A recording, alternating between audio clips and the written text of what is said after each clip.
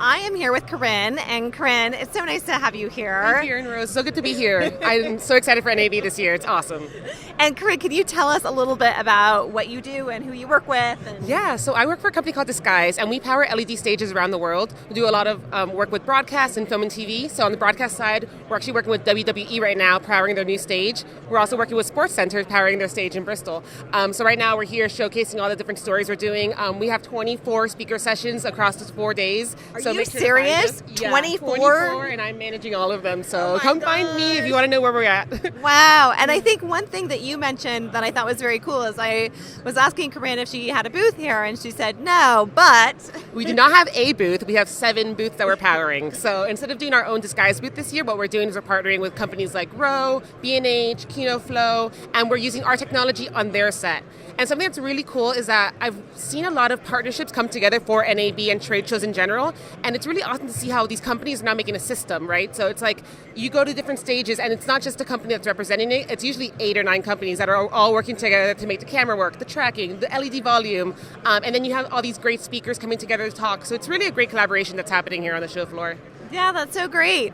And what, earlier, just like a few minutes ago, I was talking to Lori, and you saw some of that, but, we were talking about LED workflows and how they've kind of started evolving more, and they're starting to also solidify a little bit more, right, than like when LED walls first came out a few years ago. Exactly. And so I would love your thoughts on that, because that's what you do, and that's what the space that you work in. Yeah, I think right now the whole thing is about being thought leaders in the market, right? So although VP is about 5 years old now, we're still trying to build a network of people who are going to talk about it and share the news. So right now we're doing a lot of VP guidelines, a lot of just connecting with different companies and guilds like the Producers Guild and directors, just making sure people know how to use VP. Because VP is just so important in terms of having different tools to use on set, right?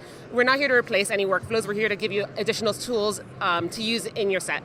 Yeah, and I think that's so true. And again, it kind of opens things up for filmmakers, right? Exactly. That they're able to look at how could I create something a little differently. I think one thing that you guys did over at Disguise that I thought was so cool was that short film that you created last year that you and Addie were involved in. And do you want to talk a little bit about that? Sure. Okay. Yeah, so we created a short film called Space Rider. And the whole point of this film was to show that you can film an indie short in 5 days, really. It was only 5 days on set. We had 8-hour days, so it really wasn't a long time to get it done, and it made a 13-minute short. We have submitted it to film festivals, and we've actually won quite a few at this point, so it just shows that VP does work. You create really good quality in a short amount of time compared to going on set and taking the time to build on set. So yeah, it's been working really well. Yeah.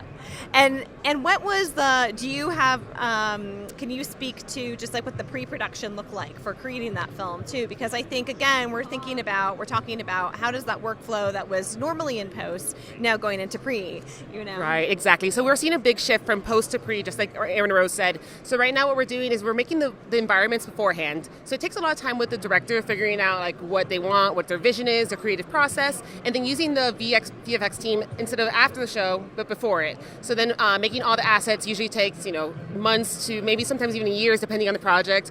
And then that's all done in the heavy load in the beginning. So at the end, it's just leaving it to like last minute VFX work versus we focus more on in-camera VFX right now with VP.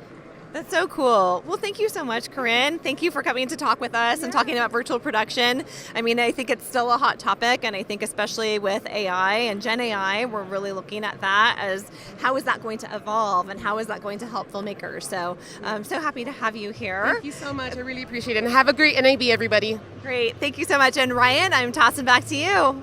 Hope you're over there.